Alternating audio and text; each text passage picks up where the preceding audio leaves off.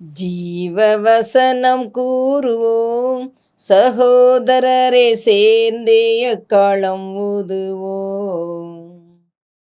கர்த்தருடைய நாமம் உயர்த்தப்படுவதாக. கிறிஸ்துவுக்குள் அன்பானவர்களே, இந்த நாளிலும் ஜீவ வார்த்தை ஒன்றை நாம் கேட்போம். லூக்கா 22:71 இப்படி சொல்லுகிறது, அப்பொழுது அவர்கள், இனி வேறு சாட்சி நமக்கு வேண்டுவது என்ன? நாமே இவனுடைய வாயினால கேட்டோமே என்றார்கள். இங்க பாருங்க, இயேசு கிறிஸ்துவை எப்படியாவது குற்றம் கண்டுபிடிக்கணும் அப்படின்னு ஒரு கூட்டம் அலையுது. அதுவும் பெரும்பாலும் எதற்காக? இவரை வசனம் மிக தெளிவாக சொல்லுகிறது, தேவனுடைய குமாரனாக அந்த ஜனங்களால் ஏற்றுக்கொள்ள முடியவில்லை.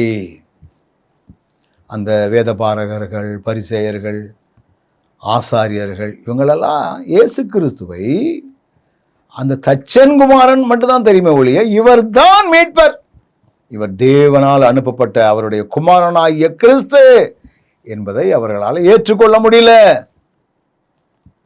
அதனாலதான் அவரை விடுதலை பண்ணக்கூடிய அளவிற்கு பிலாத்து, காய்பா போன்றவர்கள் எல்லாரும் இவங்ககிட்ட ஒரு குற்றமும் காணலேன்னு சொன்னாலும் ஜனங்களை பிரியப்படுத்துவதற்காக ஆண்டவரை சிலுவையை அறைவதற்குரிய காரியத்தை எல்லாம் ஒப்பு கொடுத்தார்கள்.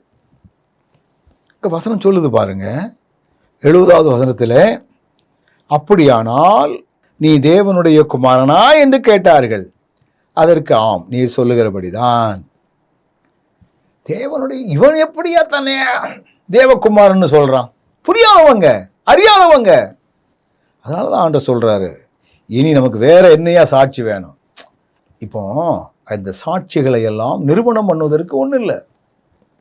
பேச்சில் குற்றம் கண்டுபிடிப்பதற்கு நிறைய காரியங்களை செஞ்சுக்கிட்டு இருக்கிறாங்க. ஆண்டவர் இப்படி சொன்ன உடனே, உண்மையை சொன்ன உடனே அந்த உண்மையை அவங்களால ஏற்றுக்கிடவே முடியல. உண்மையை சொன்னதுனால பிரச்சனை வந்துச்சுது, உண்மையை சொன்னதுனால அவருக்கு பாடு வந்துச்சுது. இப்பவும் நம்ம உண்மை பேசினா பிரச்சனை உண்டு.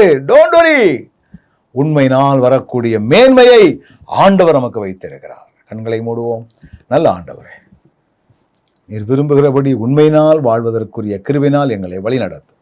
இயேசுவின் நாமத்தில் ஜெபிக்கிறோம் நல்ல பிதாவே, ஆமென்.